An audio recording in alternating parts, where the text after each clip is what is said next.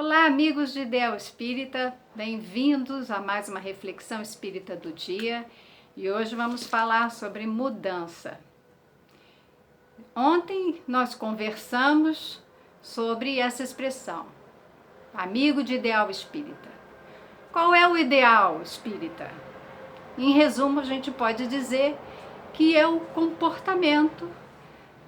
A gente espera ter um comportamento que seja generoso, bondoso, caridoso, fraterno, amoroso, justo.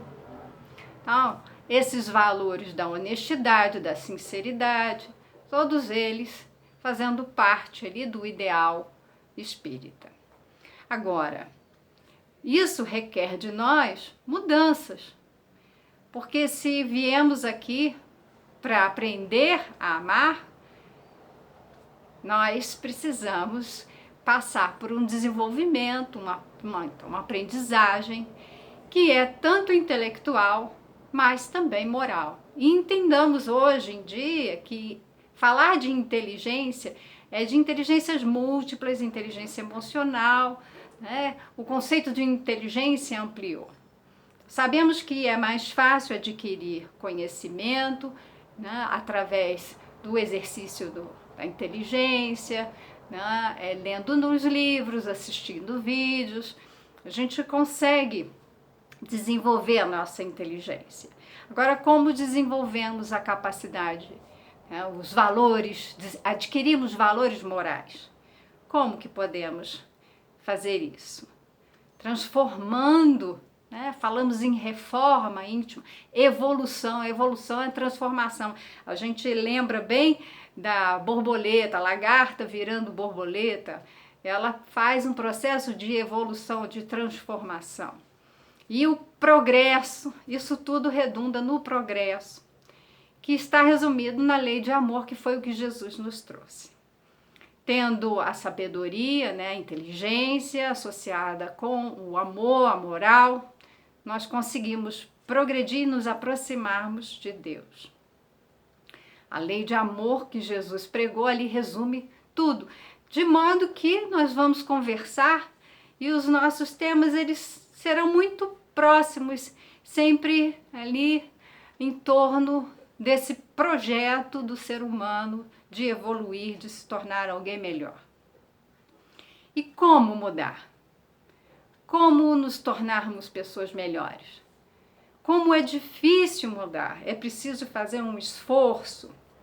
E nós estamos encarnados com esse propósito. A Terra é uma escola, também um hospital, mas é uma escola. Aqui, né, e a começar no nosso lar, nas nossas famílias, ali um processo de educação no espírito.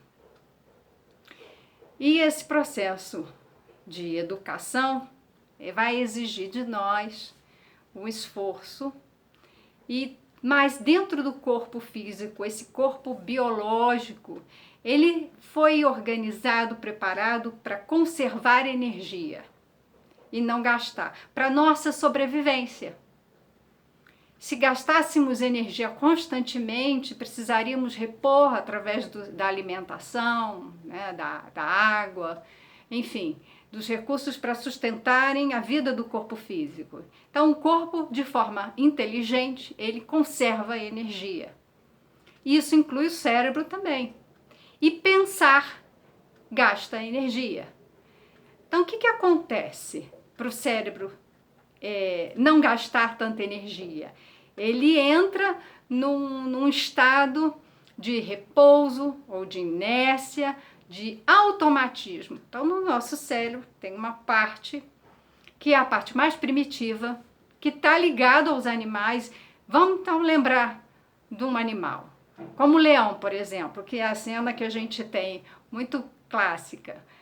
O leão ele precisa se preparar para poder gastar o mínimo de energia para ter o máximo de retorno, uma eficiência naquele comportamento.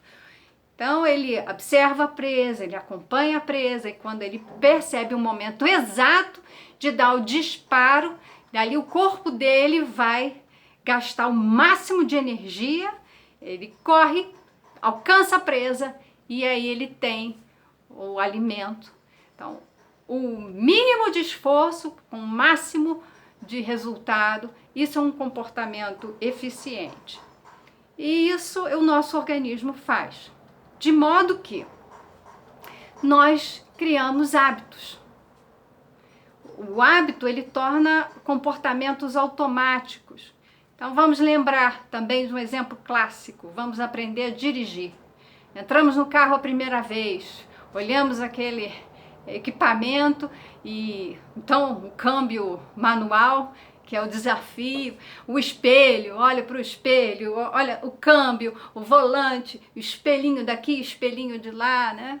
Isso tudo vai exigir de nós, no primeiro momento, muito esforço, muita atenção, o aprendizado, para que o cérebro ele capte essas informações, que são informações vindas do exterior, processe e ele crie o automatismo.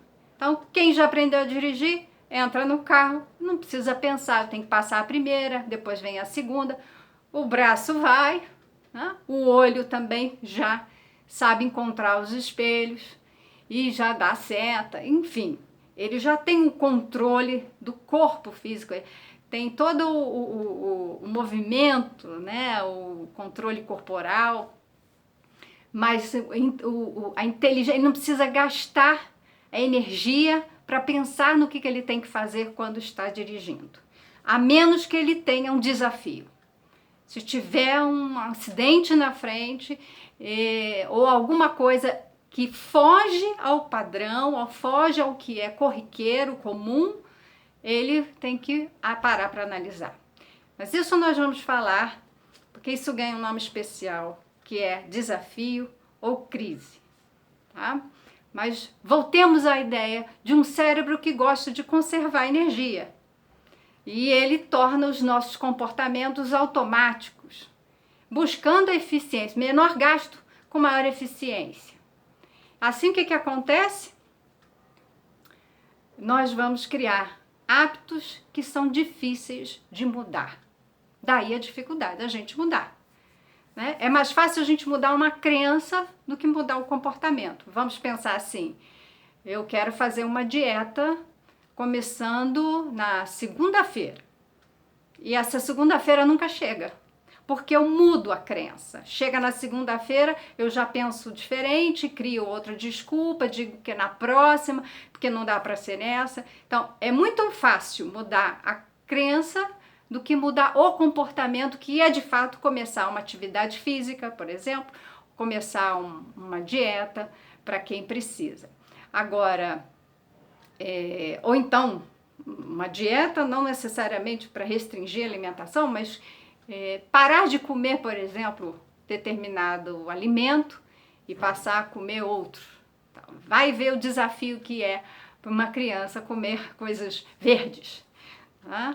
E nós, por exemplo, deixarmos de comer carne dentro de uma perspectiva aí do vegetarianismo, do veganismo, enfim, são mudanças de hábito, mudanças de comportamento, pessoas que conseguiram fazer isso movidas por um propósito.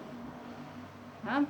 Quando a gente não tem essa motivação, um propósito, ou a palavra é vontade, como está no Livro dos Espíritos, nós vamos lá, questão 909.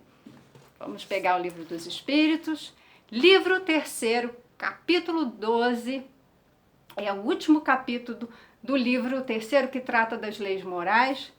Vamos lá para a questão 909. O homem sempre poderia vencer suas más inclinações mediante seus próprios esforços? Sim, às vezes com pouco esforço. O que lhe falta é a vontade. Ah, como são poucos os que se esforçam entre vós. É preciso pensar nessa questão com muita seriedade, porque se tivéssemos a vontade, um propósito, nós gastaríamos sim a energia para fazer essa mudança, sairíamos da inércia, mudaríamos um padrão de comportamento para novos comportamentos.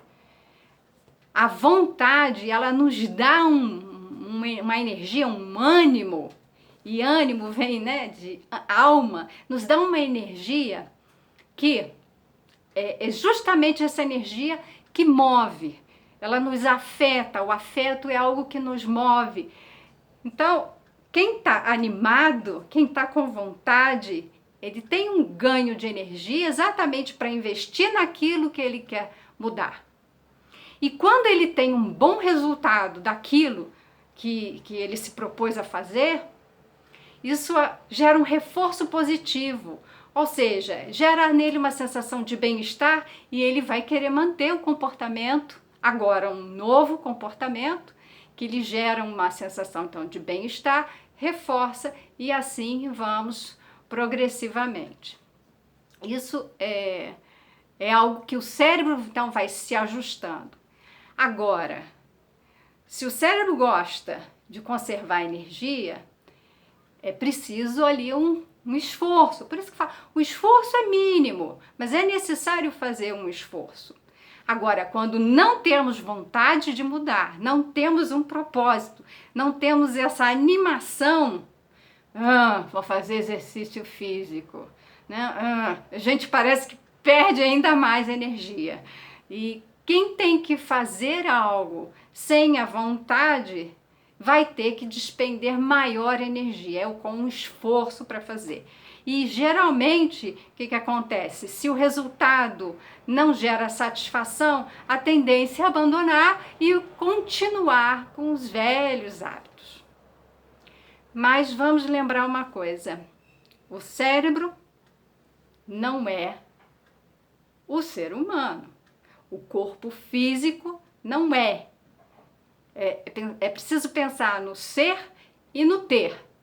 Eu sou um espírito, eu tenho um corpo físico que me permite ter as experiências na Terra, experiências físicas, materiais para aprendizagem. Mas para essa aprendizagem, essa vivência tem que ser de uma ordem espiritual, de engrandecimento moral. Só que muitos vivem uma experiência na matéria para a matéria. Então, essa mudança de perspectiva é a primeira que nós temos que fazer. Começar a nos vermos como seres espirituais. Eu sou um espírito e tenho um corpo. E não, eu tenho um espírito e sou o corpo. Porque nessa perspectiva, tudo que eu fizer é para atender o corpo e não o espírito. Então, eu tenho o quê?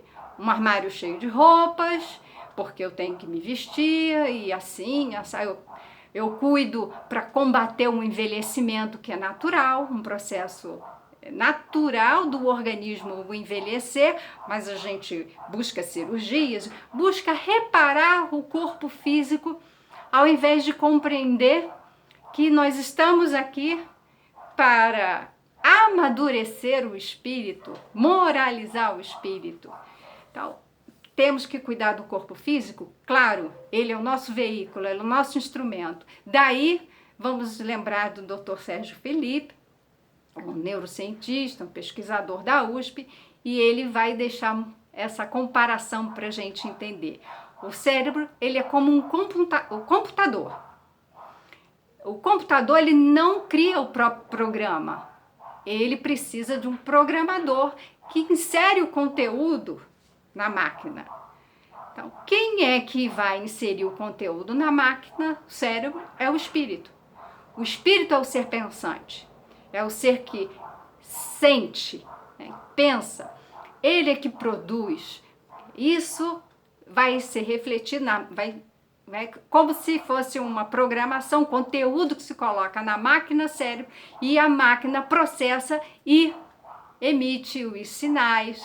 Tá? Então nós temos, se eu estou aqui pensando e falando, né, o cérebro está envolvido nesse processo todo, nesse trabalho todo, né? Mas o espírito é que está no comando.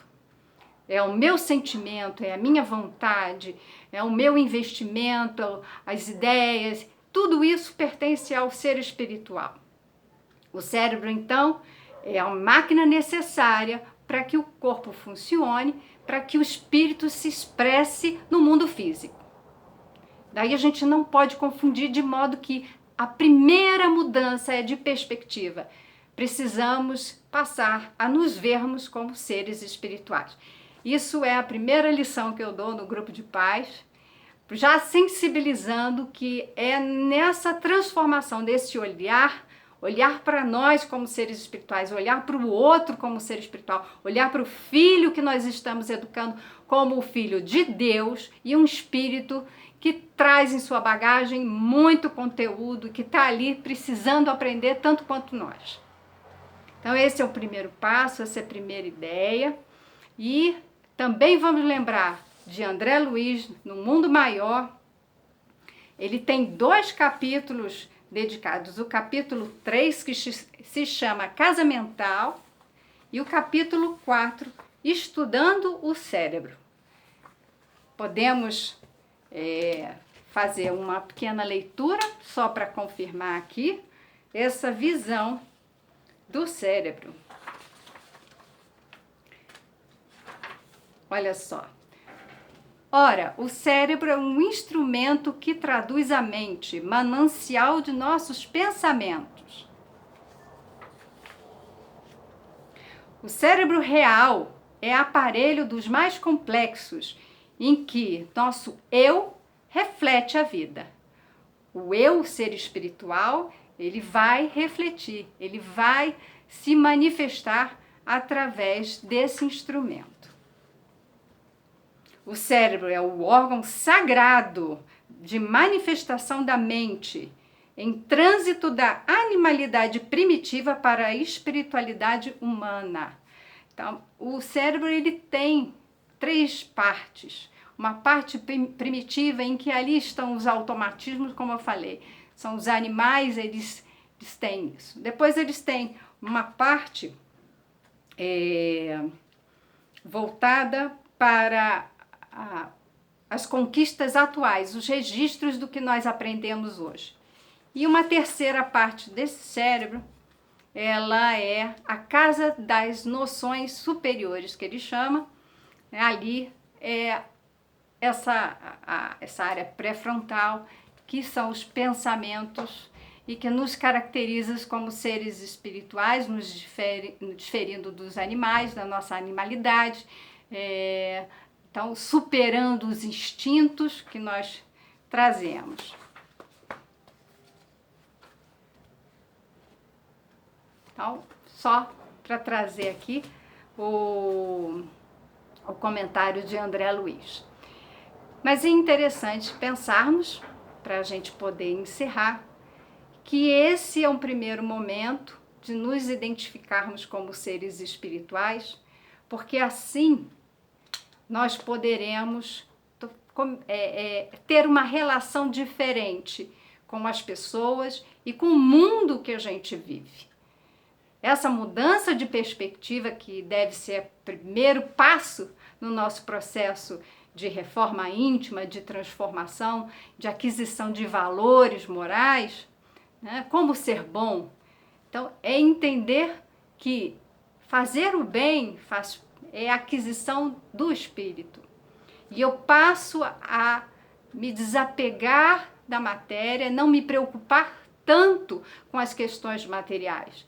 Então, se eu passava 15 horas da minha vida, do meu dia, trabalhando e deixando de ver os meus filhos, eu tenho que repensar e preciso mudar. Mas como que eu vou mudar o hábito se eu não mudo a perspectiva de que eu sou um ser espiritual e que eu levo daqui comigo, o que me engrandece são os valores morais, os valores da alma. Assim eu passo a fazer escolhas mais conscientes, tomadas de decisão na minha vida, consciente e sabendo das consequências, assumindo a responsabilidade por tudo que me acontece. Não mais cabe aí o apontar de dedos, buscando culpados exteriores.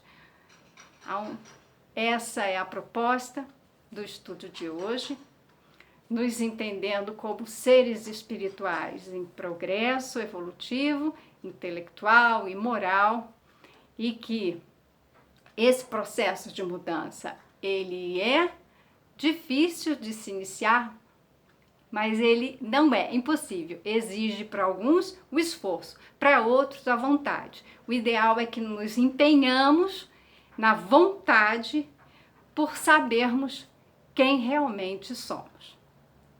Muita paz, que Deus esteja conosco no dia de hoje.